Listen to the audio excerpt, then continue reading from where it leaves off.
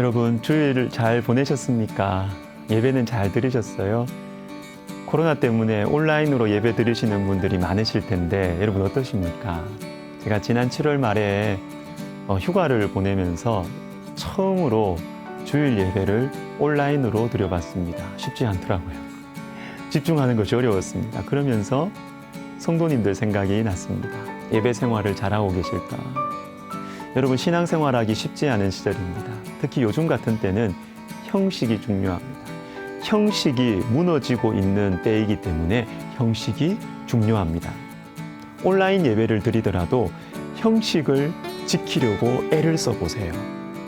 몸도 씻고 옷도 제대로 갖춰 입고 예배 순서에 따라서 일어날 때는 일어나고 찬송도 열심히 부르시고 헌금도 드리시고 우리 모두가 예배를 잘 드리면 좋겠습니다.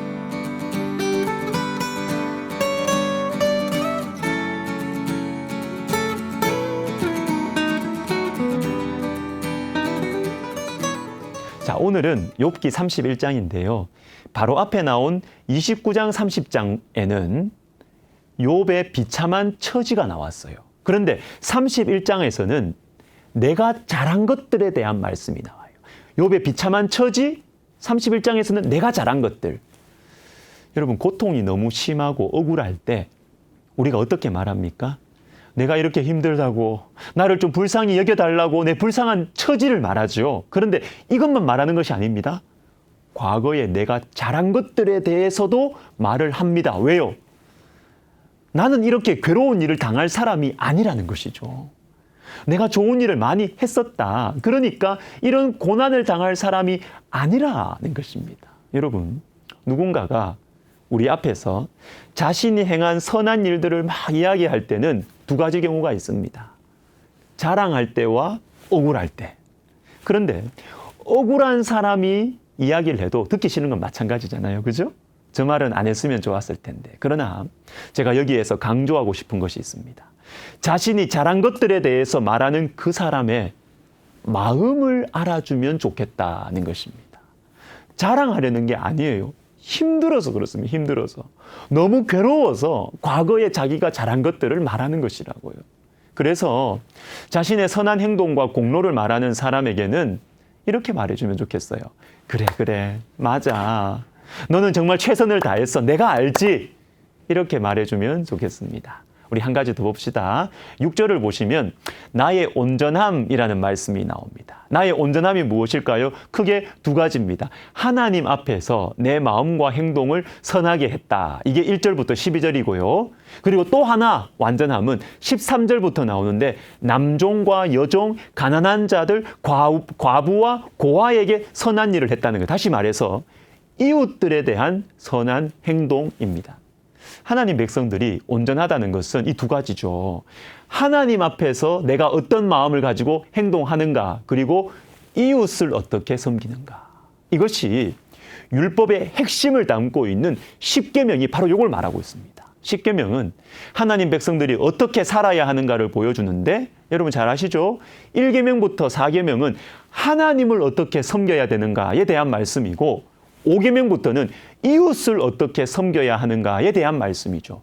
하나님을 사랑하고 이웃을 사랑하는 것. 이것이 성도의 온전함입니다. 예수님께서 분명하게 정리해서 말씀해 주셨죠. 마태복음 22장 37절부터 39절에 예수께서 이르시되 내 마음을 다하고 목숨을 다하고 뜻을 다하여 주 너의 하나님을 사랑하라 하셨으니 이것이 크고 첫째 되는 계명이요. 39절 둘째도 그와 같으니 내 이웃을 내 자신같이 사랑하라 하셨으니 40절 이 두 계명이 온 율법과 선지자의 강령이니라.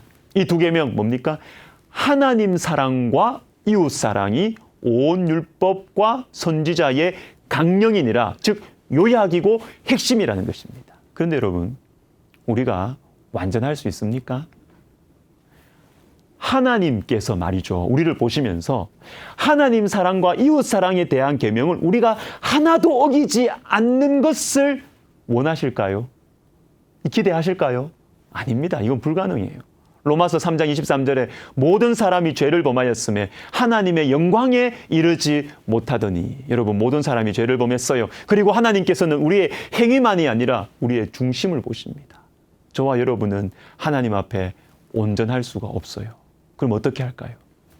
어떻게 할까요?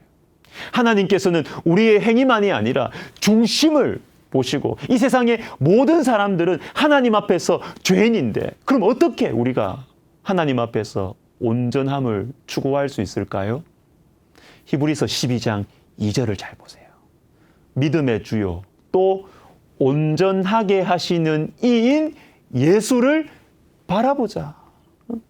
예수님께서 우리를 온전하게 하신다는 거예요. 그러니까 예수님을 바라보자는 것입니다. 바라보자. 예수님을 의지하자는 것입니다. 내가 완벽한 삶을 살아내는 것도 중요하지만 여러분 그것보다 더 중요한 것은 나를 온전하게 하시는 분. 내가 나를 온전하게 할 수 없어요. 나를 온전하게 하시는 예수님을 바라보는 것입니다. 무엇을 하든지 이것을 복음적 온전함 이렇게 말할 수 있습니다. 나의 기준, 나의 도덕과 윤리로 완전하게 온전하게 사는 것이 아니라 무슨 일을 하든지 예수님을 바라보고 하고 예수님을 의지하면서 모든 일을 하려고 애를 쓰는 것입니다. 이것이 복음적 온전함인 것입니다. 오늘도 우리 앞에는 많은 일들과 만남들이 있을 겁니다. 실수할 수도 있겠지요. 또 행동으로, 말로, 마음으로 죄를 지을 수도 있겠지요. 그러나 여러분, 우리를 온전하게 하시는 예수님을 어제보다 조금만 더 예수님을 바라봅시다. 어제보다 조금만 더 예수님을 의지합시다. 주님께서 기뻐하시고 우리를 도와주실 것입니다. 기도하겠습니다. 하나님 아버지, 우리를 온전하게 하시는 이인 예수님을 바라보겠습니다. 어제보다 조금만 더, 한 걸음만 더 예수님을 의지하겠습니다. 우리에게 은혜를 베풀어 주시고 능력을, 선을 행할 수 있는 능력을 허락하여 주시옵소서. 예수님의 이름으로 감사하며 기도하옵나이다. 아멘.